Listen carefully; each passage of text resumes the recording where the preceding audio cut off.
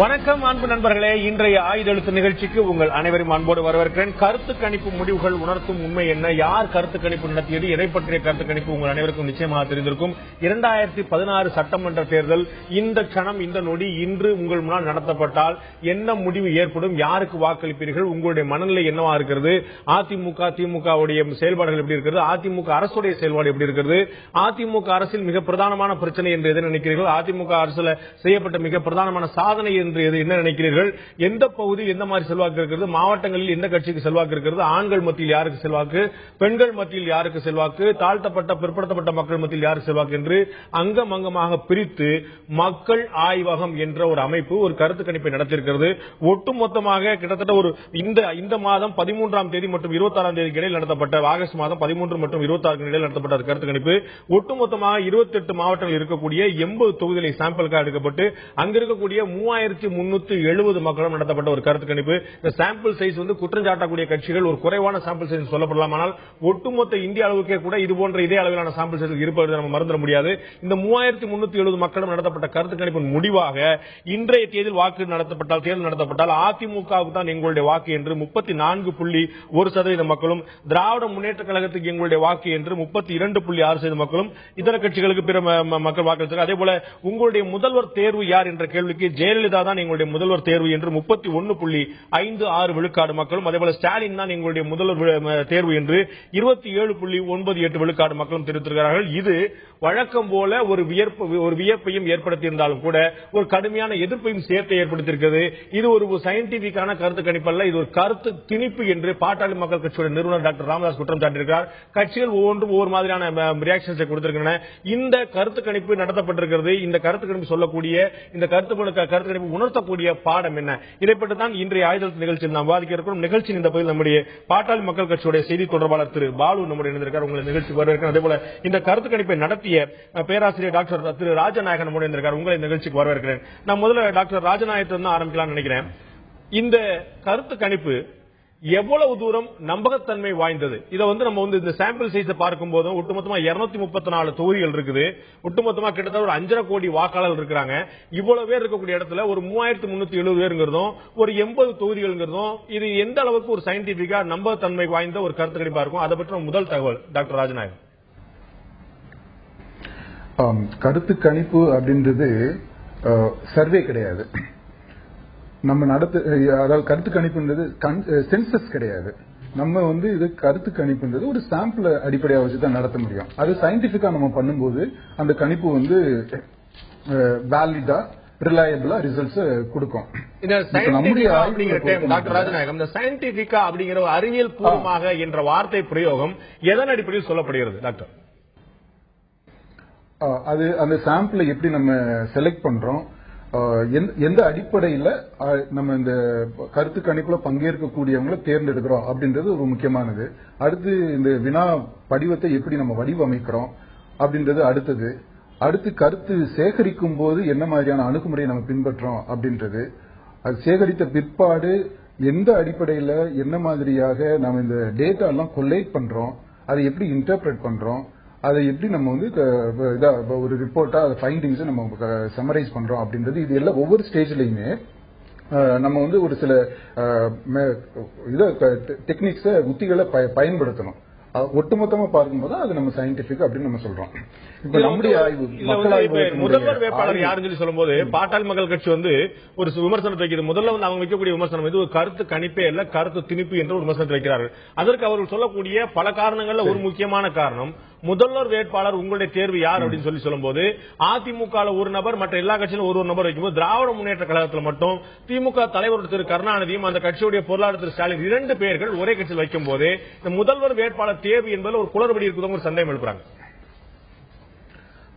அது இந்த நம்முடைய அணுகுமுறையை சரியா புரிஞ்சுக்காதனுடைய விளைவு. இது நாம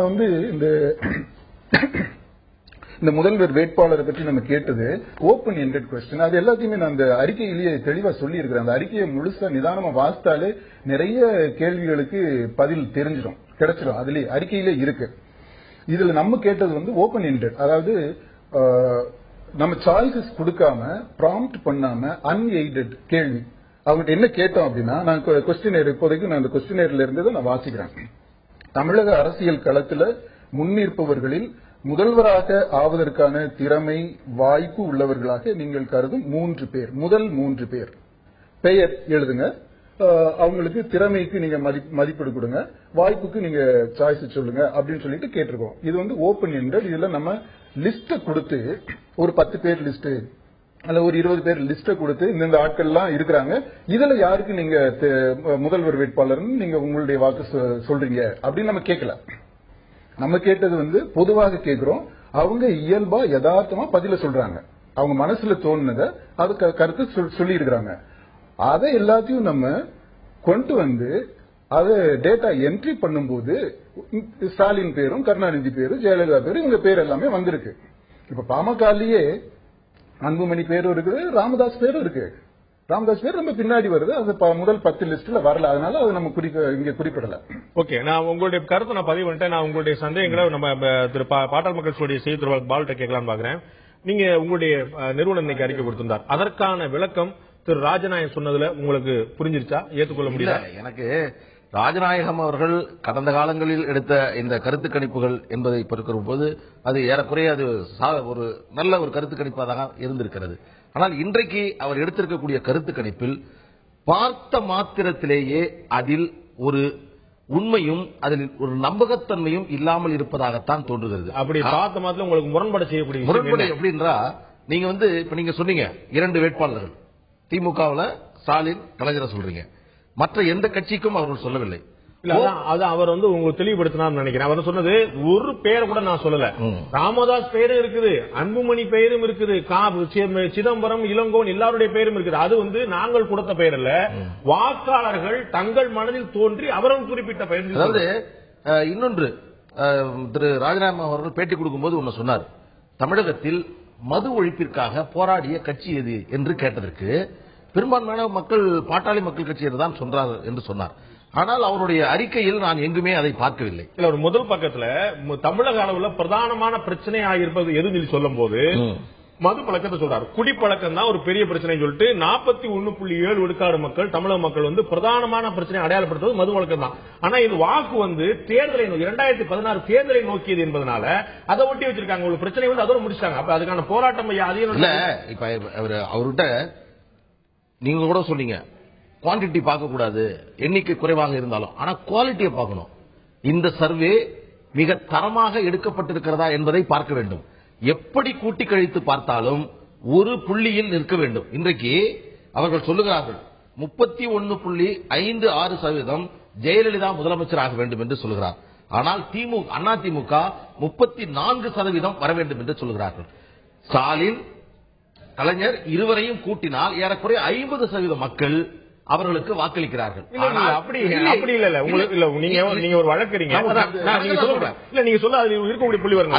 தகவலுக்காக ஸ்டாலினுக்கு ஒரு குறிப்பிட்ட சதவீதத்தினர், கருணாநிதிக்கு ஒரு குறிப்பிட்ட சதவீதத்தினர் சொன்னாலும் கூட 2 பேர்ல யாருக்கு வாக்களிப்பீங்கன்னு சொல்லி தேர்வு வந்தா அவர்களுடைய முடிவு வேறாக இருக்கும். இங்க நம்ம உங்க மனசுல தோன்ற சொல்லுங்க. எனக்கு ஒரே ஒரு கேள்வி திரு ராஜநாயகம் அவர்கள்ட்ட நான் கேட்கணும்னு விரும்புற கேள்வி என்னன்னா, தமிழ்நாட்டில் அரசியல் ரீதியாக இருக்கக்கூடிய மிக முக்கியமான பிரச்சனை 50 ஆண்டுகளாக ஆட்சி செய்த திராவிட முன்னேற்ற கழகமும் அதிமுகவும் தொடர வேண்டுமா இல்லையா? இந்த கேள்வியை அவர் முன்வைத்திருக்க வேண்டும். இல்ல இல்ல, நான் சொல்றாரு அதற்கு மாற்றாக யார் என்று சொல்லக்கூடிய செய்தி வேறு, இவர்கள் தொடர வேண்டுமா இல்லையா என்ற கேள்வி இது ஒரே கேள்வி. வேண்டும் இல்லை என்ற கேள்வி அவரிடம் இருக்கான்னு கேளுங்க. இல்ல நிச்சயமா நாம் மீண்டும் சொல்றேன், வழங்கப்பட்டு இருக்கக்கூடிய தகவலின் அடிப்படையில் தான் நான் விவாதிக்க முடியும். அந்த அடிப்படையில் இல்லாமல் என்னிடம் பேப்பர் இருக்கிறது இப்பொழுது சொல்லுகிறேன் என்று சொல்லக்கூடிய செய்திகளை நான் ஏற்றுக்கொள்ளவே மாட்டேன். உங்க கையில இருக்கக்கூடிய பேப்பர்ல வச்சுட்டு அவரே சொல்லுவார். நான் என்ன சொல்லுறேன், எந்த கட்சியுமே நன்மை பயக்க போவதில்லை அப்படின்னு சொல்லிட்டு 26.6 விழுக்காடு மக்கள் சொல்லியிருக்கிறாங்க. ஒட்டுமொத்தமா இருக்கக்கூடிய மக்கள் பிரதிநிதிகள் மேல, எம்எல்ஏக்கள் எம்பிக்கள் மேல நம்பிக்கையே இல்லைன்னு சொல்லிட்டு சராசரியா 42 விழுக்காடு மக்கள் சொல்லியிருக்காங்க இருக்கக்கூடிய மக்களே. இதுபோல அதிமுக திமுகவால ஒண்ணுமே செய்ய முடியாது. திமுகவுக்கும் அதிமுகவுக்கும் பெரும்பான்மை கிடைக்காவிட ரெண்டுமே இணையா இருக்கும் சொல்லி 22.6 விழுக்காடு மக்கள் சொல்லியிருக்காங்க. எல்லா விதத்திலுமே ஒரு அதிமுக திமுக ரெண்டுமே அவ்வளவு நல்ல கட்சிகளா இல்ல அப்படிங்கிற பார்வை மக்கள் பதிவு பண்ணிருக்காங்க. இன்னொரு கேள்வி முக்கியமானது, பாட்டாளி மக்கள் கட்சி மாற்று சக்தியாக இருக்குமா என்ற கேள்விக்கு 11.9% பேர் பாமக இருக்கும் என்று சொல்லியிருக்கிறார்கள். ஆனால் வேட்பாளரை பொறுத்தவரையில் மாற்றி சொல்லுகிறார்கள். என்னுடைய கேள்வி என்னவென்று சொன்னால், நீங்கள் ஒரு முதலமைச்சராக கலைஞரையோ ஜெயலலிதாவையோ ஸ்டாலினையோ தேர்வு செய்கிறீர்கள் என்று சொன்னால் எந்த அடிப்படையில் முதலமைச்சரை நீங்கள் தேர்வு செய்கிறீர்கள்? திறமைக்கா? படிச்சாரு? இல்ல தகுதி படிச்சாரு? இல்ல, அதுதான் நான் சொல்றேன். இப்போ ஸ்டாலின் அவர்களை அதுக்கு அடுத்த கேள்வி வரணும். ஸ்டாலின் அவர்களை நான் ஏன் தேர்வு செய்கிறேன் என்று சொன்னால் திறமையானவர் அல்லது ஊழலற்றவர் அல்லது நேர்மையாக நடப்பார், இது சொல்லக்கூடிய செய்தி. இந்த அடிப்படையில் அந்த விவரங்களை நீங்கள் திரட்டுங்கள் என்று சொன்னால் நீங்கள் கேட்கக்கூடிய அந்த கேள்விக்கான பதிலை அவர்கள் மிக தெளிவாக சொல்வார்கள். இன்றைக்கு தமிழ்நாட்டில் இன்னைக்கு வரைக்கும் நடந்த தேர்தல்கள்ல 11 விழுக்காடு பாமக இருக்குன்னு யாருமே சொல்லல. ஆனா அதிமுகவுக்கும் திமுகவுக்கும் மாற்றா யார் செயல்பட முடியும் கேள்வி வரும்போது 3வது இடம் பிடிக்கக்கூடியது பாமக தான். இன்னைக்கு இந்த இடத்துல அவங்க என்ன சொன்னாங்க, திமுக மாற்று சொல்லி சொல்லும்போது திமுக ஒரு விழுக்காடு, அதிமுக திமுக மாற்றே கிடையாது ஒரு நம்பர் சொல்றாங்க. அதன் பிறகு தேமுதிக தலைமையில வாய்ப்புக்கு சொல்லி 12 விழுக்காடு சொல்றாங்க. உங்களோட ஒரு பாயிண்ட் கூட இருக்கு. பாட்டாளி மக்கள் கட்சியை சிறுமைப்படுத்தி விட்டார்கள், குறைத்து மதிப்பிட்டு விட்டார் என்ற காரணத்திற்காக மட்டுமே நான் இதை விமர்சனம் செய்யவில்லை. ஒரு அரசியல் விமர்சகராக வரக்கூடிய இது போன்ற கருத்து கணிப்புகளை ஆய்வு செய்யக்கூடிய ஒரு நடுநிலையாக சொல்லுகிறேன். இது மக்களால் ஏற்றுக்கொள்ளக்கூடிய ஒரு கருத்து கணிப்பாக இல்லை.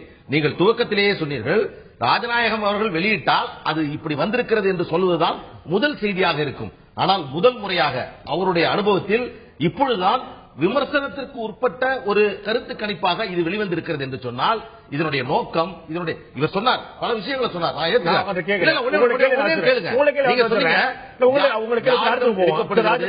அவர் கேட்ட கேள்வி, அதாவது அதிமுக திமுகவுக்கு மாற்று யார், அந்த ஒரு கேள்விக்கான ஒரு திடமான பதில், நேரடியான பதிலும், அதே போல எந்த அடிப்படையில் அவர்கள் தேர்ந்தெடுக்கிறார்கள், முதல்வர் வேட்பாளர் எந்த அடிப்படையில் சாய்ஸ் இருக்கிறாங்க அப்படிங்கிற கேள்வியும் தெளிவாக நேரடியாக வைக்கப்படல சொல்லி ஒரு சந்தேகப்படுறாரு திருப்பால். கேள்வி எல்லாம் ரொம்ப தெளிவா கேட்டிருக்கிறோம். அதுக்கான பதிலுமே இந்த அறிக்கையில ரொம்ப தெளிவா தான் கொடுத்திருக்கிறோம். அதுல சந்தேகம் இல்ல. இப்ப பிரச்சனை என்னன்னா, எனக்கு பிடிச்சமான பதில் இதுல இல்ல அப்படின்றதுதான். அதாவது மக்கள் சொன்னதை இன்றைய சூழ்நிலையில மக்களுடைய மனசுல என்ன ஓட்டம் இருக்கு அப்படின்றத ஓரளவுக்கு கேஜ் பண்ணி கணிச்சு நம்ம சொல்லி இருக்கிறோம். இது ஏன்னா இப்போ எல்லாம் ரொம்ப ரொம்ப ஆரம்ப கட்டத்தில் இருக்குது. தேர்தல் வர்றதுக்கு இன்னும் ரொம்ப காலம் இருக்கு. இந்த ஆரம்ப கட்டத்தில் ஒவ்வொருத்தரும் ஒரு கணக்கு போட்டுக்கிட்டு இருக்காங்க. எல்லாம் தடுமாற்றத்தில் எல்லாம் மது ஒழிப்பிற்கு போராடிய கட்சி என்று சொல்லக்கூடிய செய்தியை நீங்க பேட்டியில சொன்னீங்க. ஆனால் நீங்க சொன்ன விவரத்தில் அந்த செய்தியை ஏன் பதிவு செய்த மறுத்தீர்கள்? இல்ல, மது சம்பந்தமான கொள்கைகளை பற்றி ஒரு தனி ஆய்வை இப்ப நாங்க மேற்கொண்டுகிட்டு இருக்கிறோம். அது அடுத்து தொடர்ந்து வரும். ஏன்னா அது ஒரு it is a very complicated issue. அது சிம்பிளா நைவா நம்ம டீல் பண்ண முடியாது. இப்போ இதுவரைக்கும் நாங்க இப்போ இந்த கருத்து கணிப்பிலேயே நம்ம பார்க்கும்போது மதுக்கான அந்த இதுல தமிழ்நாடு அளவுல முதல் பிரச்சனையாக சொல்றாங்க. ஆனா அதே இது அவங்க ஊர்ல அவங்க தொகுதியில பார்க்கும்போது அது 3வது இடத்துல தான் இருக்கு. சாலை போக்குவரத்து வசதி இல்லைன்றத முதல் இடத்துல இருக்கு. அப்ப இதுல இந்த குடி பிரச்சனைன்றது என் ஊர்ல இல்ல அடுத்த ஊர்ல இருக்கு அப்படின்ற அந்த இந்த எண்ணம் கொடுத்தது ஊடகங்கள் பெரும்பாலும். அதனால இந்த குடி பிரச்சனை அது உண்மையிலேயே பிரச்சனையா, கால அளவுல பிரச்சனையாக இருக்குதா இல்லையா அப்படின்றது ஒண்ணு. அடுத்து இதனுடைய இம்பாக்ட், அதனுடைய தாக்கம் தேர்தலில் எந்த அளவுக்கு இருக்கும் அப்படின்றதெல்லாம் மேலோட்டமா நம்ம சொல்லிட முடியாது. இது விரிவா அதுக்குன்றே தனியா ஒரு ஆய்வு நம்ம செய்யணும். அந்த ஆய்வு நம்ம மேற்கொள்ள போறோம். அப்போ அந்த ஆய்வுக்கு பிற்பாடு நம்ம நேர்காணலின் போது ராஜநாயகம் நீங்க நேர்காணலின் போது காலையில சொல்றீங்க இந்த மாதிரி இந்த பாட்டாளி மக்கள் கட்சி தான் பிரதானமாக இந்த குடி பிரச்சனையை முன்னெடுத்து செல்லும் கட்சியாக இருக்கிறது மக்கள் மத்தியில சொல்லி நீங்க சொல்லிட்டு இப்போ அதை பத்தின நான் அப்படி சொல்ல, அதாவது இல்ல அது மாதிரி நிறைய கேள்வி நம்ம கேட்டிருக்கிறோம். இதுல இந்த கொஸ்டினர்ல பாத்தீங்கன்னா 150 கேள்விக்கு மேல நம்ம கேட்டிருக்கிறோம். ஆனா அறிக்கையில் இருக்கிறது 20 இடைமறிக்க மன்னிக்கணும். மிக முக்கியமானது, நான் ஒரு கட்சியை சார்ந்து வந்திருக்கிறேன். என் கட்சியை பற்றியே சொல்லியிருக்கக்கூடிய கருத்துக்களை நடுநிலையோடு தான் நீங்கள் சொல்கிறீர்கள் என்ற அடிப்படையிலேயே கேட்கிறேன். பாட்டாளி மக்கள் கட்சி உடைய தொடர்பை ஒரு பத்திரிகையாளர் கேட்கின்ற பொழுது சொல்லக்கூடிய நீங்கள் இன்றைக்கு அதை மாற்றி பேசக்கூடிய இந்த மனநிலை ஏன் உங்களுக்கு ஏற்பட்டது? நான் மாற்றி எதையுமே பேசலையேங்க. கன்சிஸ்டன்டா பேசிட்டு இருக்கிறேன், தெளிவா பேசிட்டு இருக்கிறேன். நீங்க என்ன சொல்லணும் நீங்க எதிர்பார்க்கிறீங்க? மது ஒழிப்பிற்காக போராடக்கூடிய கட்சி பாட்டாளி மக்கள் கட்சி தான் என்பதை பேட்டியில அப்படி நான் சொல்லல. நான் சொன்னது அவருடைய கேள்வியில் நான் இப்பயுமே பதிவு பண்ணக்கூடிய விஷயம் மது விலக்கு இதை பொறுத்த மட்டும் தமிழக கட்சிகள்ல தன்னுடைய நிலைப்பாட்டுல ஓரளவாவது உறுதியாக இருந்துள்ள கட்சி எது அப்படிங்கும் போது எந்த கட்சியுமே இல்ல அப்படின்றதான் பெரும்பான்மை பதில். சரி, பெரும்பான்மை பதிவு அதிகமான இண்டிவிஜுவல் கட்சி பாமக, திமுக, அதிமுக, அப்புறம் இது மதிமுக, இந்த கட்சிகள் வருது. எல்லாமே குறைச்ச பாமக எத்தனை சதவீதம்? 10% கீழே. பாமக எத்தனை சதவீதம்? 10% கீழே சார். திமுக எத்தனை சதவீதம்? 10 விழுக்காட்டுக்கு கீழே. திமுக கீழே மேல எல்லாம் வேணாம். உங்கள்கிட்ட கையில பேப்பர் வச்சிருக்கீங்க, இன்னைக்குதான் வெளியிட்டு இருக்கீங்க. திமுக எத்தனை, பாமக எத்தனை, அதிமுக எத்தனை? அதாவது மதுவிலக்கு என்பது ஒரே ஒரு பிரச்சனை அல்ல, அது நீங்க புரிஞ்சுக்கணும். மதுவிலக்கு வந்து நீங்களே சொன்னது போல, உங்களுடைய டாக்டர் செந்தில் ஏற்கனவே இதே நிகழ்ச்சி வேற சந்தர்ப்பத்தில் சொன்னது போல, தமிழ்நாட்டில் இருக்கக்கூடிய பிரச்சனைகள்ல பாமக முன்னெடுக்கக்கூடிய பிரச்சனைகள்ல பிரதானமானது மதுவே தவிர மது மட்டுமே ஒரே பிரச்சனை இல்ல. மது பிரச்சனையில இன்னைக்கு தனித்த கட்சிகள்ல பாமக தான் முன்னெடுக்குன்னு சொல்லிட்டாரு. 10 விழுக்காடு 15 விழுக்குங்க. ஆனா அதை பத்தி மட்டுமே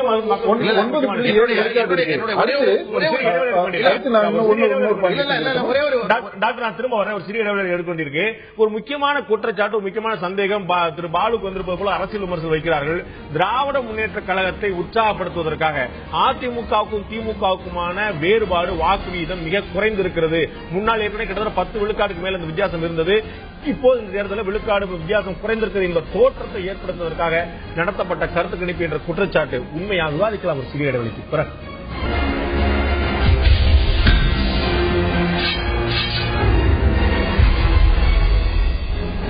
மீண்டும் ஆயுத நிகழ்ச்சிக்கு உங்கள் அனைவரும் அன்போடு வரவேற்கும் நண்பர்களே. மக்கள் ஆய்வகம் நடத்திருக்கக்கூடிய கருத்து கணிப்பு முடிவுகள் உணர்த்தும் உண்மை என்ன என்ற தலைப்பில் இன்றைய ஆயுத நிகழ்ச்சி விவாதித்துக் கொண்டிருக்கோம். நிகழ்ச்சி இந்த பகுதியில் நம்முடைய அதிமுக பால் ஈர்ப்பு கொண்ட விருதுநகர் எம்எல்ஏ திரு மாஃபா பாண்டியராஜன் நம்முடைய இணைந்திருக்கார், உங்களை நிகழ்ச்சிக்கு வரவேற்கிறேன். அதேபோல திராவிட முன்னேற்ற கழக வழக்கறிஞர் திரு பிரசன்னா நம்முடைய இணைந்திருக்கார், உங்களை நிகழ்ச்சிக்கு வரவேற்கிறேன். அதேபோல நாம இப்ப முதல்ல நான் திரு மாஃபா பாண்டியராஜனை கேட்கலாம்னு பாக்குறேன். இந்த கருத்து கணிப்பு முடிவுகள்ல பல புள்ளிவிவரங்கள் இருக்கு. உங்கள்கிட்ட எனக்கு எழுப்பக்கூடிய கேள்வி, இப்ப இருக்கக்கூடிய நாடாளுமன்ற மற்றும் சட்டமன்ற உறுப்பினர்களுடைய செயல்பாடு சரியில்லைன்னு சராசரியா 44 விழுக்காடுக்கு மேல் உள்ள மக்கள் சொல்லியிருக்கிறார்கள்.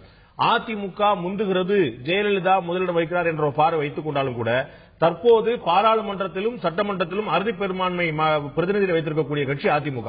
அவர்களுடைய செயல்பாடு மோசம் என்று 44 விழுக்காடுக்கு மேல் உள்ள மக்கள் தெரிவித்திருக்கிறார்கள். இது அதிமுகவுக்கு எப்படி ஒரு சாதகமான தன்மை ஏற்படுது நினைக்கிறீங்க? கண்டிப்பா அது கவலைக்குரிய ஒரு விஷயம் தான். அது நான் இதை டிஃபெண்ட் பண்ண விரும்பல. ஆனா ஒரே ஒரு கருத்து மட்டும் நான் சொல்ல விரும்புறேன் இந்த சர்வேயை பத்தி.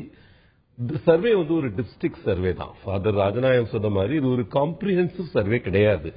ஒரு தொகுதிக்கு 14 பேர் தேர்ந்தெடுக்கப்பட்டு 3க்கு ஒரு தொகுதிகளில் மட்டுமே நடக்கிற சர்வே ஒரு திசை காட்டியா மட்டும் நீங்க பார்க்கணுமே தவிர இது ஒரு திடமான முடிவு கொடுக்கக்கூடிய ஒரு சர்வே. உங்களுடைய தகவலுக்காக நான் ஒரு புள்ளிவரத்தை மட்டும் பதிவு செய்யறேன். 2006 தேர்தலின் போது 2006 சட்டமன்ற தேர்தலின் போது திரு ராஜநாயகன் தலைமையிலான குழுவினர் அதிமுக அணிக்கு 39.8% வாக்கு கிடைக்கும் சொல்லி சொன்னாங்க. கிடைத்த வாக்கு 40%. 39.8க்கும் 40க்குமான வித்தியாசத்தை நீங்க பாத்துங்க எவ்வளவு நெருக்கம்னு.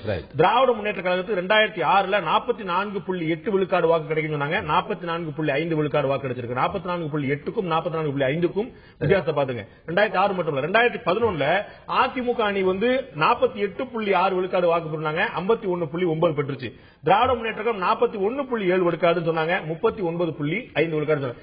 எவ்வளவு நெருக்கமான ஒரு வாய்ப்பை இதை விட ஒரு பெஸ்டா நம்ம சொல்ல முடியுமா யோசிக்கிறேன். பாருங்க, ஒன்னு டேட்டா, அதுல இருக்கிற செய்தி எத்தனை இடத்துல போனாங்க, எவ்வளவு செய்திகளை சேகரிச்சாங்க ஒரு பக்கம், அதுல இருக்கிற உண்மைகளை எப்படி சொல்றாங்கன்றதுலயும் ஒரு இருக்கு. இப்ப இந்த சர்வேல பாருங்க, ஒரு உதாரணத்துக்கு மட்டும் சொல்றேன். இப்ப ஒரு பேராகிராஃப்ல சொல்றாரு, சென்னையில் அதிமுகவோட திமுக கொஞ்சம் முந்துகிறது. 9 மாவட்டங்களில் சரிசமமாக இருக்கிறது. பிற மாவட்டங்களில் அதிமுக முந்துகிறது. 20 மாவட்டம் வச்சுக்கோங்க. இல்ல அது சொல்ற விதத்துல பாருங்க, அந்த இதுல அந்த பயஸ் எப்படி தெரியுது. உங்களுக்கு அதாவது அவங்க சொல்லக்கூடியது பாத்தீங்கன்னா ஒரு காமன் மேனுக்கு மட்டுமே கிடையாது. உங்களை மாதிரி திரு கருணாநிதி போல செல்வி ஜெயலலிதா போன்ற மிகப்பெரிய மனிதர்களுக்கும் சேர்த்து தான் சொல்றாங்க. அப்ப பிற மாவட்டங்கள்னா எத்தனை மாவட்டங்கள் நம்பர் போடலங்கிற ஒரு குற்றமா அது அதுக்கு பயஸ்ங்கிற வார்த்தையை பயன்படுத்துறீங்களா? கண்டிப்பா. இரண்டாவது நீங்க பாருங்க, இதுல சமூக ரீதியான பிரதிநிதித்துவம் பார்க்கணும். அது நீங்க சாம்பிள் எடுக்கிறது 3300 எடுக்கிற பத்தி எனக்கு பிரச்சனை கிடையாது. ஆனா பிரதிநிதித்துவம் இப்ப இதுல பாத்தீங்கன்னா தாழ்த்தப்பட்ட மக்களுக்கு வெயிட்டேஜ் 6% அதிகமாக தரப்பட்டிருக்கிறது. எம்பிசிக்கு வெயிட்டேஜ் 10% குறையா கொடுத்திருக்காங்க. ஓபிசிக்கு பிரதிநிதித்துவம் 6% குறையா கொடுத்திருக்காங்க. தமிழகத்தை பொறுத்த வரைக்கும் உங்களுக்கு தெரியும், பிசி அப்படின்றது 64% மேல இருக்கு. ஆனா இதுல 48% தான் கொடுத்திருக்காங்க. இது இதனோட ரிஃப்ளெக்ஷன் நீங்க இன்டர்பிரேஷன் பண்றதுல இருக்கும். அதே மாதிரி 34% பிசி தவிர கிட்டத்தட்ட எல்லா சமூகத்திலுமே அதிமுக தான் முன்னிலை இருக்கு. இன்னொரு பாராளுமன்ற சொல்லிருக்காங்க, அது நீங்க கவனிக்கல போல. எம்பிசிக்கு அதிகமான வாக்குகள் எம்பிசிலையும் தாழ்த்தப்பட்டவர்கள் மத்தியிலையும் முற்படுத்தப்பட்ட வகுப்பு மத்தியிலையும் அதிமுக தான் செல்வாக்கு இருக்குன்னு சொல்லியிருக்காங்க. அது நிஜம்தான். ஆனா நீங்க இன்டர்பிரேஷன் பண்றது 34.1% அதிமுக அப்படின்னு வருது. இப்ப நம்ம அண்ணா திராவிட முன்னேற்ற கழகம் கடந்த பல தேர்தல்களில் 33% 45% இதுவரைக்கும் ஏடிஎம்கே எடுத்திருக்கிற வாக்குகள் எடுத்துக்கிட்டீங்கன்னா 33 to 45%. அதுல லோயஸ்டா கொண்டு 34.1 வெற்றி வரும்போது எல்லா கட்சியும் அந்த அளவுக்கு பெறாங்க பாக்கதான். 2006 நான் சொன்னது போல கிட்டத்தட்ட 44 விழுக்காடு திராவிட முன்னேற்ற கழகம் பெற்றிருந்திருக்கு. அது வெற்றி வரும்போது அந்த கட்சியில் பெறக்கூடிய வாய்ப்பு தான். இன்னைக்கு இவங்க சொல்லக்கூடியது ஒரு கருத்து கணிப்பு தானே. ஸ்டாட்டிஸ்டிக்கல் கிரெடிபிலிட்டியை நான் கொஸ்டின் பண்ணல, ஆனா ஸ்டாட்டிஸ்டிக்கல் சிக்னிபிகன்ஸ் கொஸ்டின் பண்றேன். சிக்னிபிகன்ஸுக்கும் கிரெடிபிலிட்டிக்கு என்ன வித்தியாசம்? இது நம்பகத்தன்மை இல்லாத சர்வே நான் சொல்லல. ஆனா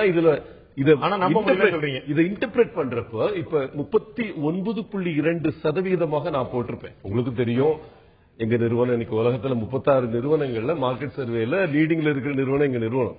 அந்த நிறுவனத்துடைய தலைவரை நான் இதை பேசுறேன்னா இதுல டேட்டா எடுத்தது நான் எந்த சந்தேகமும் படல. அங்க மாணவர்களும் பேராசிரியர்களும் போய் 100 பேர் 400 பேர் ஏற்றிருப்பீங்க. இல்ல 39.2 போட்டிருக்கணும். அது அவருக்கே தெரியும், அவருடைய மனசாட்சிக்கே தெரியும். இதுல எந்த அளவுக்கு அந்த இருக்கிற டேட்டாவை இன்டர்பிரேட் பண்றதுல 18% இதுல ஆன்சர் பண்ணல, இல்ல நோட்டாக்கு போடுறோம்னு சொல்றாங்க. அந்த ஓவரால் எடுத்துக்கிட்டீங்கன்னா நார்மலா என்ன பண்ணணும்னா, இப்ப திமுக அதிமுக 2 கட்சிகள் அந்த இடத்துல நீங்க முன்னால இருக்கு அப்படின்னு நீங்க ப்ரொஜெக்ட் பண்றப்போ அந்த 18% நீங்க ஒரு ப்ரொபோர்ஷனலா கொண்டு இதுல சேர்த்து பண்ணாதான் அப்படி அர்த்தம் கரெக்டா இருக்கும். இல்ல என்ன ஆகும், திமுக வாக்களிக்க விரும்பலங்கிற மக்களும் வாக்கு அவங்களுடைய மனநிலை எந்த பக்கம் மாறலாம்னு சொல்லும் போது அவங்க இந்த பக்கம் தான் மாறுவாங்கிறது சரியா இருக்கும்.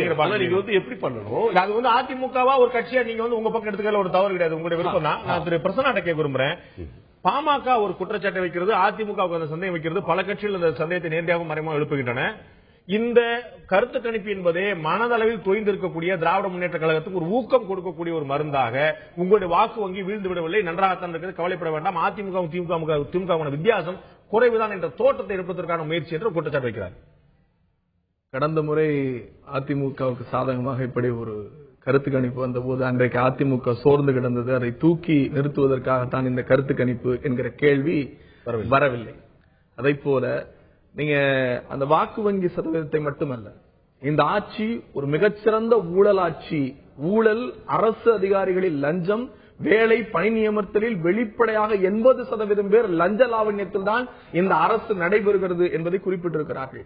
மக்களினுடைய அடிப்படை தேவையான குடிநீர் பிரச்சனையை காண்பதற்கு இந்த அரசு தயங்குகிறது என்று சொல்லி இருக்கிறார்கள். ஆக இன்றைக்கு நான் உள்ளபடியே ஒரே ஒரு விஷயம், நான் ஒரு புதிதாக வந்திருக்கிற ஒரு தமிழ் நாளிதழ் ஒரு கட்டுரை வந்தது. ஒரு மிகப்பெரிய பேரியக்கத்தின் அஸ்தமனம் என்று சொன்னார்கள். சட்டமன்றத்தினுடைய தோல்வியின் போது அவ்வளவுதான் திமுக என்று சொன்னார்கள். நாடாளுமன்றத்திலும் அவ்வளவுதான் முடிந்து விட்டது கதை என்று சொன்னார்கள். திராவிட முன்னேற்ற கழகம் இது ஒரு வெறும் அரசியல் இயக்கம் அல்ல, இது மக்களுக்கான சோசியல் மூவ்மெண்ட் என்பதை இந்த கருத்து கணிப்பு தீர்மானித்திருக்கிறது. இதில் என்ற திமுகவினுடைய ஆதரவு மக்கள் மத்தியில் நிலைத்து நிற்கிறது என்பதற்கான அடையாளம் இது. இங்க ஒரு விஷயத்தை கவனிச்சீங்களான்னு தெரியல, மின்சார பிரச்சனை, ரேஷன் பிரச்சனை, நலத்திட்டங்களுடைய செயலாக்கம், சட்டம் ஒழுங்கு, பப்ளிக்கோட நேரடியா தொடர்பு இருக்கக்கூடிய அத்தனை விஷயங்களுமே எபோவ் ஆவரேஜா கொடுத்திருக்காங்க. சராசரியா கூட இல்ல, எபோவ் ஆவரேஜான ஒரு மிக அதாவது நேரடியா மக்களோட தொடர்பு இருக்கக்கூடிய விஷயங்கள்ல கிட்டத்தட்ட 50% மேல, சராசரி பாத்தீங்கன்னா 60% கூட வரும், 65 விழுக்காடு வரைக்கும் மக்களோடு நேரடியா தொடர்பு. லஞ்ச ஊழல் வந்து இப்ப நம்ம ராஜநாயகத்தை இன்னைக்கு கேள்வி கேட்க விரும்பல. அவங்க திராவிட முன்னேற்ற கழகம் ஆட்சியில் இருந்த போது இந்த ஊழல் பிரச்சனை பற்றி அவங்க எப்படி சொல்லியிருந்தாங்கன்னு சொன்னா அதுக்கு ஒரு புள்ளிவரம் கிடைக்கும். ஆட்சி மீது அதிருப்தி நிச்சயமா இருக்கும். ஊழல் ஒரு கிரைட்டீரியா, மாற்று கருத்தே இல்லை. ஆனா நேரடியா தொடர்பு இருக்கக்கூடிய விஷயங்கள் மக்கள் மிக பாசிட்டிவா ஓட்டு சொல்லியிருக்காங்க. மறுக்கல. ஒரே ஒரு விஷயம், மின்தடை நீக்கும் நடவடிக்கை என்பது முதல் பாயிண்ட் 65% நன்றுன்னு சொல்லியிருக்காங்க. சொல்லும்படி எதுமில்லைன்னு 13.16, மோசம் 16 போல. இந்த நிலைக்கு இன்றைக்கு 65% வருவதற்கு திராவிட முன்னேற்ற கழகம் கொண்டு வந்த 7 திட்டங்கள். ஒரு நிமிஷம், நீங்க மின் தடை என்பது ஒரு பிரச்சனை. அந்த பிரச்சனையை தீர்ப்பதற்கான முன்முடிவுகளை எடுத்த இயக்கம் திமுக. நீங்க கிரெடிட் எடுத்துக்கங்க, மக்கள் மன்றத்தில் வைங்க, தப்பு இல்லைன்னு சொல்ல. நான் சொன்னேன் மக்களுக்கு அந்த அதிருப்தி இல்லை என்பதை புரிந்து கொள்கிறார். நான் கேட்கிறேன், ஒரே ஒரு விஷயம், மின்சார பிரச்சனை 2017 சட்டமன்ற தேர்தலில் மின்சார பிரச்சனை பெருமையா இருந்தது. அதான் சொல்ல 2016 அது இல்ல. அதைத்தான் சொல்ல ஏன்னா இதுக்கு பேரு நத்தம் பார்முலான்னு சமீபத்தில் ஒரு பெரிய இதழ் வந்து கட்டுரை கூட எழுதினாங்க. அதுக்குள்ள போக விரும்பல. மக்கள் அதைத்தான் மக்கள் அரசுல 80% ஊழல் மக்கள் தான் சொல்லியிருக்காங்க. அதிமுக என்கிட்ட வச்ச கேள்வி முடிச்சிடறேன். மின்தடை இது என்னுடைய பதில். அவரு திருப்திக்கு நான் பதில் சொல்ல முடியாது. மக்களுக்கு சொல்ல வேண்டிய கடமை எனக்கு இருக்கு. இந்த 65% நான் திராவிட முன்னேற்ற கழகத்தில் 7 மின் திட்டங்களை கொண்டு வந்தோம். அதுதான் இவங்க அந்த மின் திட்டத்தினுடைய தேவைகளை நிவர்த்தி செய்வதற்கு புதிய மின் திட்டங்கள் எதை தொடங்கி இருக்கிறார்கள், எத்தனை மெகாவாட் உற்பத்தி செய்திருக்கிறார்கள். உங்களை மாதிரி வழக்கறிஞர்கள் வாதாட வேண்டிய விஷயம். ஆனா காமன் மேன் பாயிண்ட் ஆஃப் வியூல அவன் வந்து நீங்க மக்கள் ஊழலாட்சின்னு சொல்லிருக்காங்க. மின்சாரத்தை வந்து அவன் வந்து நீங்க வந்து காசு கொடுத்து வாங்கினீங்களா, நீங்களே தரிச்சாலும் கேட்கல. என் வீட்டுல சுவிட்ச் போட்டா கரண்ட் வருதா, அவ்வளவுதான் நிறைவா சொல்லிருக்கான். 2வது பாயிண்ட், ஒழுங்கான ரேஷன் விநியோகம். ஒழுங்கான ரேஷன் விநியோகம்னு ஃபாதர் ராஜநாயகத்தை விட உச்சநீதிமன்றம் ஏவாவேல் உணவுத்துறை அமைச்சராக இருந்த போது கூட்டுறவுலையும் ரேஷன் விநியோகத்தையும் இந்தியா முழுக்க பார்த்து கத்துக்கொள்ள வேண்டிய ஆட்சி அன்றைக்கு திராவிட முன்னேற்ற கழகம் என்று உச்சநீதிமன்றம் தீர்ப்பு கொடுத்தது. அந்த திட்டத்தின் அடிப்படையில் வடிவமைத்தது திமுக. இப்ப அதிமுக ஆட்சியில் எல்லாமே சிறப்பா இருக்கு, ஆனா அதுக்கெல்லாம் காரணம் திமுக அப்படி சொல்லிடுமா? ஒரே ஒரு விஷயம், இவர்களுக்கு எதுவும் தெரியாது. நாங்கள் போட்டு வைத்த பாதையில் போய் கொண்டிருக்கிறார்கள். ஊழல் மலிந்து கிடக்கிறது. ஒரே ஒரு விஷயம், அதிமுக அது அவர்களுக்கு கைவந்த கலைக்கு காரணம். அதற்கு அவர்களுக்கு கைவந்த கலை இருக்கு. அது அவர்களுக்கு கைவந்த கலை. கிரெடிட் கொடுத்தா செலக்டிவா கொடுக்க முடியாது. ஒரு நிமிஷம், நாங்கள் திட்டங்களை பட்டியலிடுறாங்க. மின் திட்டம் இதை செய்தோம், ரேஷனுக்கு இதை செய்தோம் அப்படின்னு. அரசு ஊழியர்கள்ல, அரசு பணி நியமனத்துல, வேலை வாய்ப்புல எல்லா அமைச்சர்களும் அரசு அதிகாரிகளும் அரசு அலுவலகங்களில் 80% மேல் ஊழல் நிறைந்திருக்கிறது. மக்கள் முதல்ல சொல்லிட்டேன். ராஜநாயகத்தை கேட்டோம்னா அவர் வந்து தெளிவா போய் 2011 எடுத்த போது திமுக ஆட்சி பற்றி என்ன ரிமார்க் இருந்துச்சு, பட் இன்னைக்கு கேட்கறது சரியில்லை. ராஜநாயகன் ஒரு கேள்வி வைக்க விரும்புறேன். இப்ப வந்து மின்சார பிரச்சனை, ரேஷன் கார்டு பிரச்சனை, நலத்திட்டங்கள், இதெல்லாம் மக்களோடு நேரடியாக தொடர்புடைய விஷயங்கள். இதுல அவங்க சொல்லக்கூடிய கருத்துக்களை புரிந்து கொள்ள முடியும். ஆனால் கிரானைட் ஊழல்ல வந்து எப்படி செயல்பாடு இருந்துச்சு, மணல் கொள்ளையில் எப்படி செயல்பாடு இருந்துச்சுங்கிற விமர்சனம் வந்து அதிமுக மேல கடுமையான விமர்சன பார்வை வச்சிருக்காங்க மக்கள். இந்த எண்ணம் மக்களுக்கு ஒரு மிகப்பெரிய விழிப்புணர்ச்சியை ஏற்படுத்துச்சா? ஏன்னா இந்த ஒட்டுமொத்த பிரச்சனையுமே மணலுங்கிறதும் கிரானைட் ஒரு 4-6 மாவட்டங்களுக்குள்ள இருக்கக்கூடிய பிரச்சனை. இது பற்றிய பார்வை சுயமாக விழிப்புணர்வு இருக்கிறதா, அல்லது ஊடகங்கள்ல பெரிதாக செய்தி வந்த அடிப்படையில் மக்கள்கிட்ட அந்த தாக்கம் ஏற்படுத்தியிருக்கா? திரு ராஜநாயகன், இதுல இந்த மாதிரி செய்திகள்ல ஊடகத்தினுடைய பங்கு ரொம்ப கணிசமா இருக்கு. அதுதான் நானும் ஆரம்பத்திலே வர சுட்டி காட்டினோம். பாத்தீங்களா, அந்த நம்ம பிரச்சனைகளை பத்தி சொல்லும் போது ஊர்ல இருக்கக்கூடிய பிரச்சனை, அதாவது அன்றாட வாழ்க்கையில யதார்த்தமா நேரடியா பார்க்கக்கூடிய அனுபவிக்கக்கூடிய பிரச்சனை ஒரு வரிசையாகவும், தமிழ்நாடு அளவுல இருக்கக்கூடிய பிரச்சனைகள் அப்படின்ட்டு அது வந்து கேட்டது அந்த மாதிரி ஊடகங்கள் வழியாக தெரிய வந்தது. இதை அடிப்படையாக வச்சு இன்னொரு லிஸ்டும் நமக்கு தமிழ் அளவுல அப்படி இருக்குது. அதுலயே நம்ம அந்த வேறுபாடுகளை நம்ம பாக்குறோம். இந்த 2வது தமிழக அளவுல இருக்கக்கூடிய பிரச்சனைகளுக்கு முக்கியமான காரணமா அமைஞ்சிருக்கிறது ஊடகங்கள். அதே போலதான் இங்கேயும் நேரடியா அன்றாட வாழ்க்கையில சந்திக்கக்கூடிய பிரச்சனைகள், அதுக்கு தீர்வு இருக்குது. பாத்தீங்களா, அது வந்து இயல்பாக அவங்க வாழ்க்கை அனுபவத்திலிருந்து சொல்லக்கூடியது. அவங்க நேரடியா பாதிக்காத, அவங்களை தொடாத பிரச்சனைகள் அது ஊடகங்கள் வாயிலாக கேட்கக்கூடிய பிரச்சனை. அதனால ஊடகத்தினுடைய பங்கு இந்த மாதிரி விஷயங்கள்ல அதிகமாக இருக்கு அப்படின்றத நம்ம இங்க எது வந்து அதிகமான ஒரு தாக்கத்தை ஏற்படுத்துனா ஊடகங்களுடைய பங்களிப்பு முக்கியமா இருக்குங்கிற பார்வையா இருக்கு. ஒரு முக்கியமான கேள்வி இருந்திருக்கு. இவர்கள் இந்த ராஜநாயகம் வைத்த கேள்வியில அதிமுக திமுகவுக்கு மாற்று இருக்கிறதா என்றால் 53.4 விழுக்காடு மக்கள் தமிழகத்தில் திமுக அதிமுகவுக்கு மாற்று கட்சிகளே கிடையாது என்று கருத்து தெரிவித்திருக்கார்கள். இப்போது ஆரம்பிக்கப்பட்டிருக்கக்கூடிய மக்கள் நலன் கூட்டிய நிலைப்பாடு என்ன? பாட்டாளி மக்கள் கட்சி பிரதானமாக முதல் வேட்பாளர் முன்னிறுத்தி சந்தித்துக் கொண்டிருக்கிறது. அவருடைய நிலைப்பாடு என்ன? தேமுதிக தமாக என்ன செய்யப்படும்? அவர்களை பற்றி மக்கள் மத்தியில் என்ன எண்ணம் இருக்கிறது? விவாதிக்கலாம். சிறிய இடைவெளிக்கு பிறகு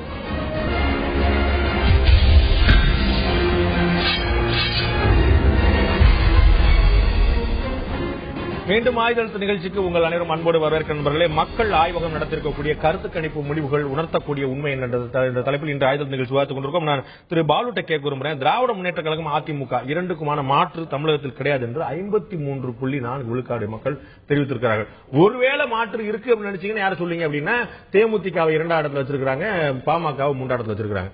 இது உங்களை போன்ற முதல்வர் வேட்பாளரை முன்னிறுத்திருக்கக்கூடிய கட்சிகளுக்கு ஒரு பின்னடைவா பாக்குறீங்களா? அதாவது நான் துவக்கத்திலேயே சொன்னேன், இதை ஒரு கருத்து கணிப்பாகவே நாங்கள் பார்க்கவில்லை. அண்ணன் அவர்கள் கூட சொன்னாரு, நம்பகத்தன்மை உடையது என்றாலும் சரியாக முடிவெடுக்கவில்லை என்று சொல்லுகிறார். லயோலா கல்லூரியில் அவர் சொல்றது ஒரு நான் உங்களுக்கு சொல்றேன். அவர் என்ன சொல்றாரு, இன்டர்பிரேஷன் தான் தவறா இருக்கே தவிர அவர் அவ்வளவுதான் நம்புறேன். ஏன் சொல்றாருன்னா உங்களுக்காக தான் 2006லயும் 2011லயும் இதே கருத்து கணிப்பு 98 விழுக்காடு நெருங்கி இருந்திருக்கிறது. அப்ப அதுக்கு மேல சொல்றேன், அதுதான் மாற்றத்தை சொல்ல விரும்புறேன். இதுவரையில் லயோலா கல்லூரியில் அவர் பணியாற்றிய போது லயோலாவினுடைய கருத்து கணிப்பாக வருகின்ற பொழுது இருந்த நிலைமையும் இப்பொழுது சொல்லியிருக்கக்கூடிய நிலைமையிலும் வேறுபாடு இருக்கிறது. ஸ்டாலின் என்ற ஒரு நபரை முன்னிலைப்படுத்துவதற்கான ஒரு முயற்சியாக இதில் தெரிகிறது. 2007 இதே போன்று ஒரு ஸ்டாலின் அவர்களை முன்னிலைப்படுத்துவதற்காக முயற்சி எடுத்து ஒரு கருத்து கணிப்பு வந்த போது ஒரு அலுவலகத்தையே கொளுத்தினார்கள். 3 பேர் செத்தார்கள்.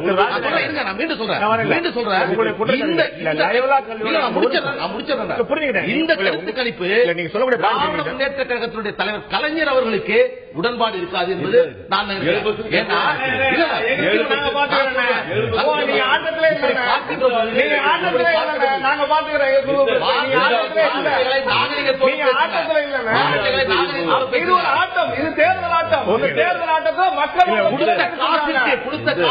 சொல்லப்பட்ட கருத்து கணிப்பு இது. நீங்கள் கொடுத்த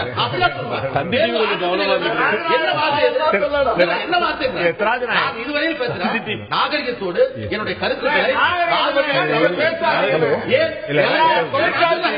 எல்லாரையும் ஒருமையில பேசுறது உங்களுடைய ஆட்டத்திலேயே மக்கள் உங்கள் குடும்பத்தில் இருந்தவர்கள் தான் கொளுத்தினார்கள். எனவே பிரச்சனை இல்ல, சம்மந்தம் இல்லாம பேச வேண்டாம் நினைக்கிறேன். கொளுத்துறது யாரு? தாழ்த்தப்பட்ட மக்களை கொளுத்துறது யாரு? ராஜநாயகம் உங்கள்கிட்ட வந்து ஒரு முக்கியமான ஒரு சந்தேகத்தை வச்சிருக்காங்க திரு பாலு. இது வந்து நீங்க லயலா முதல்ல ஒரு திருத்தத்தை சொல்லிடுறேன் பிளீஸ். நான் லயோலா கல்லூரியில இப்பவும் பேராசிரியரா இருக்கிறேன். கல்லூரியில இன்னும் ரிட்டையர் ஆகுறதுக்கு டைம் இருக்கு. முதல் பாயிண்ட். 2வது பாயிண்ட், அவங்க சொல்றாங்கல்ல கல்லூரியில இணைந்திருக்கும் போது பண்ண கணிப்பு, இணையாம இருக்கிற பண்ற கணிப்பு அப்படியெல்லாம் ஒண்ணுமே கிடையாது. எல்லா கணிப்பும் நான் தான் பண்ணிருக்கிறேன். இது வரைக்கும் வந்த எல்லா கணிப்புகளுமே நான் பண்ண கணிப்புகள் தான். இதுக்கு முன்னாடி இப்ப உதாரணமா பாருங்க, இவர் ஏற்றுக்கிற அந்த கணிப்பு இருக்கு பாருங்க. 2008 மத்திய அமைச்சர்கள்ல அன்புமணி மிக சிறந்த அமைச்சர் அப்படின்னு சொன்ன அந்த கணிப்புல யார் சொன்னாங்களோ அந்த கணிப்பை அதே அணுகுமுறையில தான், அதே ஆள் தான். அன்புமணிட்ட காசு வாங்கிட்டு தான்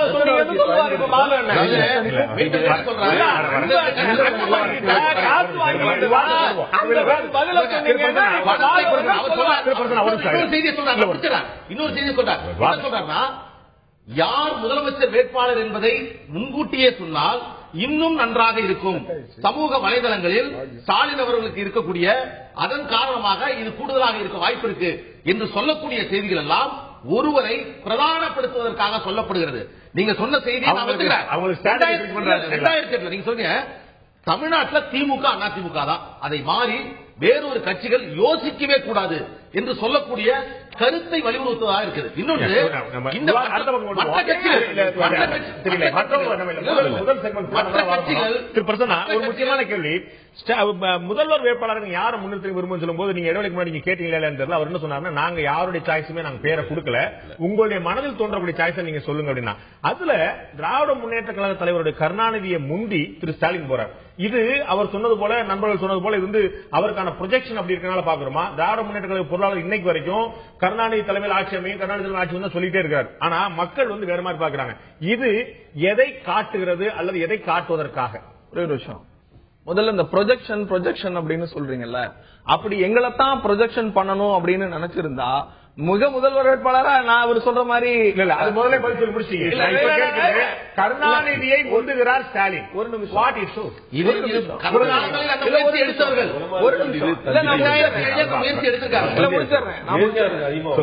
என்னன்னா அந்த சர்வேங்கிறது வந்து நீங்க வந்து எங்களுக்கு முக்கியத்துவம் கொடுக்கணும், இந்த பேஸே அவர் தப்பா புரிஞ்சுக்கிறாரு. இல்ல இல்ல, அந்த கேள்வி தான் முடிச்சாச்சு. கருணாநிதியை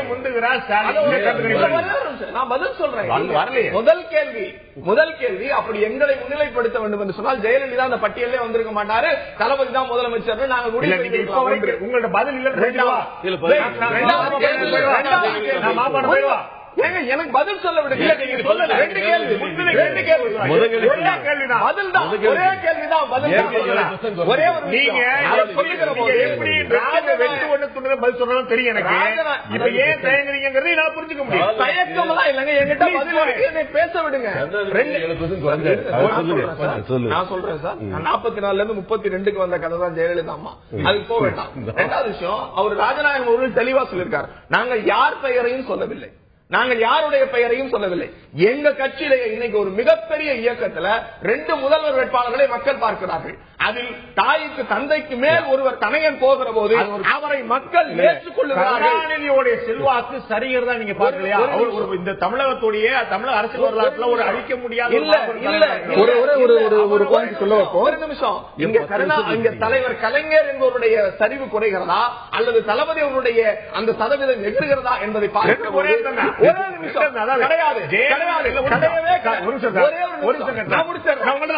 ஜெயலலிதாவோட ஸ்டாலின் செல்வாக்கு கூடுது அப்படின்னா நீங்கள் மகிழ்ச்சி அடைவீர்கள். என்னுடைய கேள்வி, கருணாநிதியோட ஸ்டாலின் செல்வாக்கு கூடுது, இது உங்களுக்கு என்ன மெசேஜ்? ஒரே ஒரு விஷயம், இங்கதான் நீங்க பிளஸ் பார்க்கணும். 49% மக்கள் உதயசூரியனை ஆதரிக்கிறார்கள். 49% மக்கள் உதயசூரியனை ஆதரிக்கிறார்கள். அதுதான் முக்கியம்.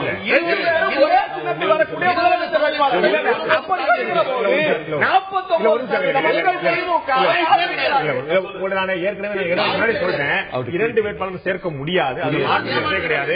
காங்கிரஸ் கட்சியில வந்து சிதம்பரத்துக்கு 4 பேரு, இளங்கோனுக்கு 4 பேரு அப்பெல்லாம் சேர்க்க முடியாது. மக்கள் ஏற்றுக்கொள்ளுகிறார்கள். யார் முதலமைச்சர் என்பதை எங்கள் இயக்கம் முடிவு செய்யும். ஒரே கருத்து இல்லைங்க, தந்தி டிவிக்கு காவலை பலுப்படுத்துங்க. 2% அழகிரி வாங்கினதுக்காக தினகரன் எரிந்தது, 7% கருணாநிதி அவர்கள் குறைச்சு வாங்கியிருக்காங்க. தந்தி டிவி எரியாம பாத்துக்கங்க. அது ஒண்ணுதான் நான் சொல்ல வேண்டிய ஊடகங்கள் தாக்கப்படுவது திராவிட முன்னேற்ற கழக ஆட்சியில மட்டும் இல்ல, எல்லா ஆட்சியிலுமே எரிக்கப்பட்ட மாணவிகளிலிருந்து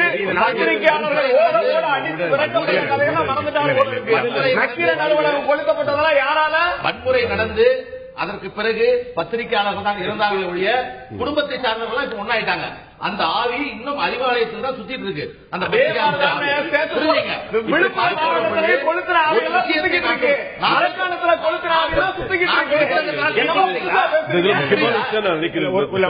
கேட்க விரும்புறது பாத்தீங்கன்னா, அதிமுக திமுகவுக்கு மாற்று இருக்குதா? கிட்டத்தட்ட 12.2 விழுக்காடு மக்கள் தேசிய முற்போக்கு திராவிட கட்சி சொல்லியிருக்காங்க. பாட்டாளி மக்கள் கட்சி வந்து 11.9 விழுக்காடு மக்கள் ரொம்ப நெருக்கமா கிட்டத்தட்ட இணையான ஒரு வாக்கு வங்கி பாக்குறோம். இப்ப மாற்றா யாரும் வரமாட்டாங்களோ என்ற தயக்கம் அவர்களை 53 விழுக்காடு சொல்லுது. மாற்று வந்தால் யாருங்கிறத ஆல்ரெடி ஒரு ப்ரொஜெக்ஷன் அங்க இருக்குது. அப்ப அவர்கள் இன்னும் தன்னை அருமையான சரியான விதத்தில் முன்னிறுத்தப்படும் போது அதிமுகவும் திமுகவும் ஒரு பின்னடைவை நீங்க யோசிக்கலையா? இல்ல, இப்ப மாற்று அப்படின்றத தேடுறாங்கன்ற எண்ணத்துலதான் தேசிய முற்போக்கு திராவிட கழகம் உதித்து எழுந்தது. உங்களுக்கு தெரியும் எவ்வளவு பேர் எவ்வளவு நம்பிக்கையோட அதுல போய் இணைஞ்சாங்க. அந்த காலகட்டத்தில் 10.2% வரைக்கும் எடுக்க முடிஞ்ச கட்சி அது. ஆனா இன்னைக்கு அதே கட்சி இன்னைக்கு 6% அந்த லெவல்ல வந்திருக்கு. இதுல இதே சர்வேல அவர் 12% கொடுத்திருக்கிறாரு. அவர் 2009 நாங்க பார்லிமெண்ட் எலெக்ஷன் நிக்கிறப்ப 2011 அந்த 2009 காலகட்டத்தில் 12% கொடுத்தது ஃபாதர் ராஜநாயகம். இன்னைக்கு அதே இது அதிமுக 2011 48 விழுக்காடு இருந்தது. இன்னைக்கு அது 32 விழுக்காடு, கிட்டத்தட்ட 16 விழுக்காடு அதிமுக செல்வாக்கு கடந்த தேர்தலுக்கு சரிந்து இருக்கிறது. 2011 சரியா நீங்க சொல்லணும். அந்த 48 கிடையாது, 51.9 விழுந்த வாக்கு அலையன்ஸ் இல்ல. இவருடைய கணிப்பு விழுந்த வாக்கு 51.9 அதிமுக அணிக்கு. இவர் கணித்தது 48.6. அப்ப இவர் கணிச்சது. இன்னைக்கு இவர் கணிச்சிருக்கிறது 32. அலையன்ஸுக்கு நீங்க அதிமுக சொன்னா இன்னும் கம்மியா தான் வரணும். உங்களுக்கு தெரிஞ்ச விஷயம். அலையன்ஸ்னா எல்லாரும் சேர்ந்ததுதான்.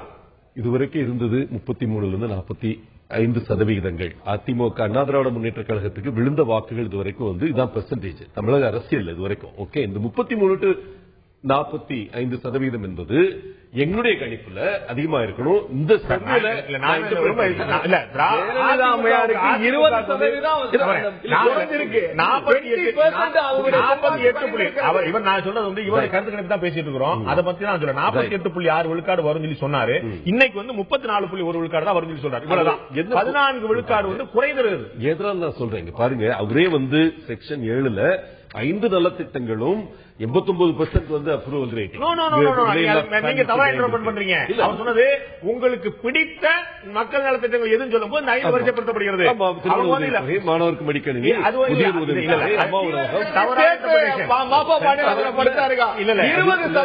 ஜெயலலிதாவினுடைய செல்வாக்கு சரிந்திருக்கிறது என்று குறிப்பிட்டிருக்கிறாங்க. 20% சொன்னாங்க.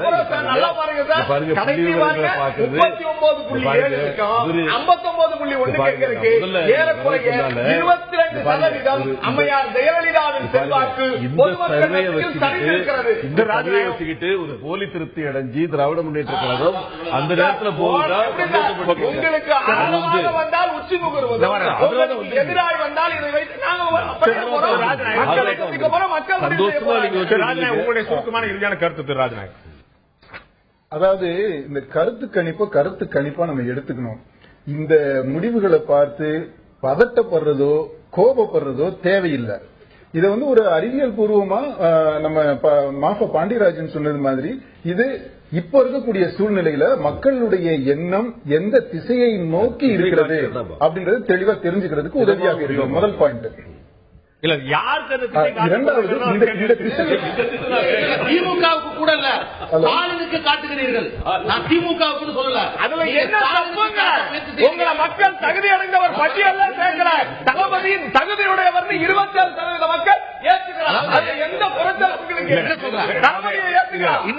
தளபதியா 27% மக்கள் உங்களை பட்டியலில் தகுதியுடைய பட்டியல நீங்க வரவே இல்லை. எனக்கு வாய்ப்பு யார் சத்தமா பேசாம இருக்காங்க அவங்களுக்கு வெற்றி வாய்ப்பு அதிகம். சட்டமன்றத்தில் சத்தமா பேசினா அவங்களே ஏற்க முடியுது.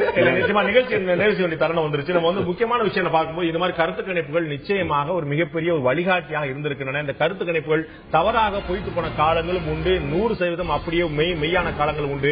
மக்கள் எந்த டிவியை பார்த்து எந்த பேட்டி கொடுக்க வேண்டும் என்பது அளவுக்கு மிக தெளிவாக இருக்கிறார்கள். அவர்கள் ஒரு கருத்து கணிப்பை பார்த்து மனதை முழுமையாக பிரதிபலித்துள்ளா என்ற கேள்விக்குரிய விஷயம் தான். இருந்தாலும் கூட அரசியல் கட்சிகள் தங்கள் பக்கம் எந்த ஒரு சரிவு இருக்கிறது, எங்கு ஏற்றம் இருக்கிறது பார்த்து மக்களுடைய மனதுக்கு ஏற்ற வகையில் மக்களுடைய மனதை வெல்லக்கூடிய வகையில் தங்களுடைய பாதையை மாற்றிக்கொள்ள நம்புவோம். 2016 சட்டமன்ற தேர்தலில் இந்த கருத்து கணிப்பு எந்த அளவுக்கு நெருங்கி வருகிறது பொறுத்திருந்து பார்ப்போம். இந்த நிகழ்ச்சியில் கலந்து கொண்டு கருத்து விருந்தினர்கள் 4 பேருக்கும் நன்றி. பார்த்த உங்களுக்கும் நன்றி நண்பர்களே. மீண்டும் இன்னொரு நிகழ்ச்சியில் சந்திப்போம். அதுவரை நன்றி, வணக்கம்.